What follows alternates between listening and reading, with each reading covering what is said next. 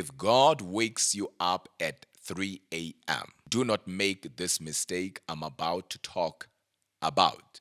And why is that? I will tell you. 3 a.m. is known as the watch or the hour of the chosen. 3 a.m. is known as the watch or the hour of blessings. In Genesis 32:24, Jacob wrestled with an angel, and he said, I will not leave you until you bless me. And the angel blessed him. This happened between 3 a.m. and 6 a.m. Hence, this watch of 3 a.m. is known as the early morning watch. Is known as the last watch of the night. I believe everyone watching here knows that we have 8 prayer watches in a 24-hour day. 4 for the day and 4 for the night. 3 a.m. being one of the most important watches. This hour or this watch of 3 a.m. is also known as the hour of divine visitations. This is where people have visitations from God, while others will be having diabolic visitations. And that is because 3 a.m. is the darkest hour of the night, and the enemy loves operating under the cover of darkness. So this is where he releases his hosts. This is where witches, warlocks, you name them, they are at work. Yet, on the other hand, God is also at work. So if God wakes you up at 3 a.m., don't make the mistake of forcing yourself back to sleep. Let me say that again. The number one mistake that people make when God wakes them up at 3 a.m.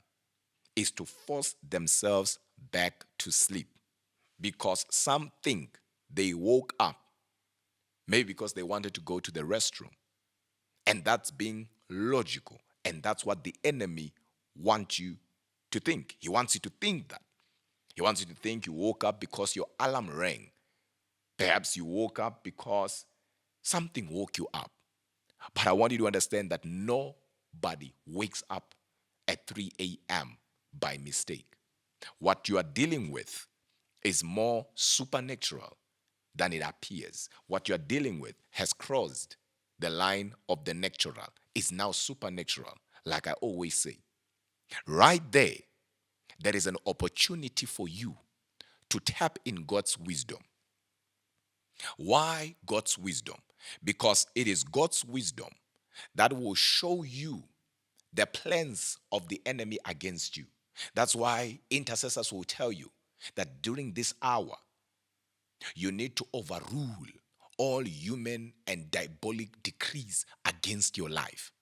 Because it is in this hour that things that are planned against you or your family in that day or for that day will be revealed as you are praying. So you tap in God's wisdom, and it is through that wisdom that God will capacitate you.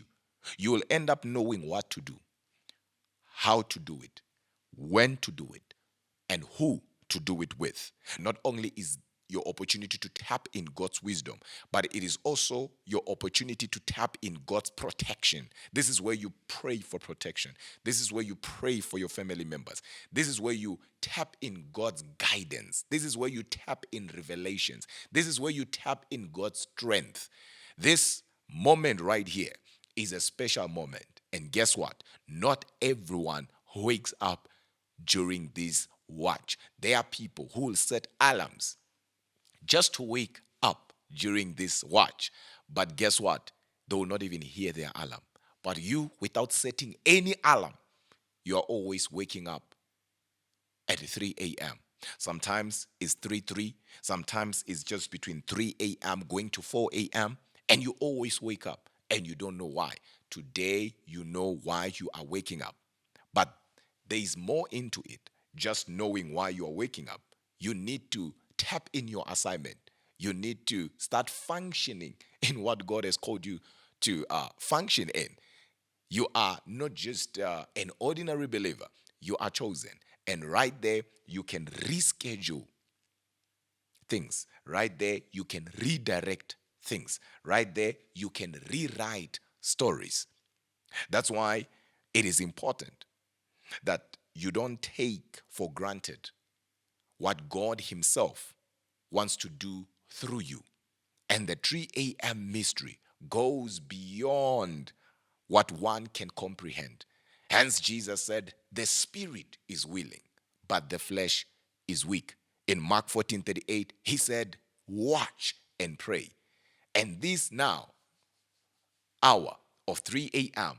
is the right moment for you to materialize the supernatural into the natural.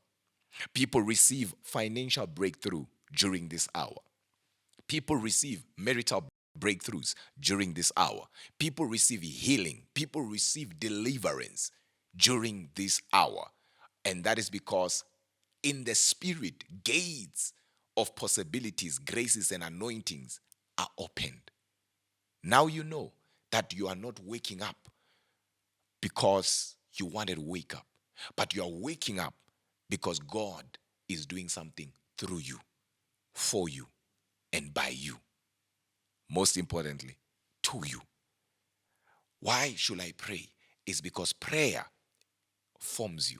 Prayer is for your formation. So every time you pray, you are capacitated. Hence, I always tell you, an attack on your prayer life is an attack on your destiny. This year, don't allow your prayer life to go down, because an attack on your prayer life is an attack on your destiny. And I pray for you wherever you are, that God will show up and show off in your life this year. Wherever you are, I want you to quickly type amen.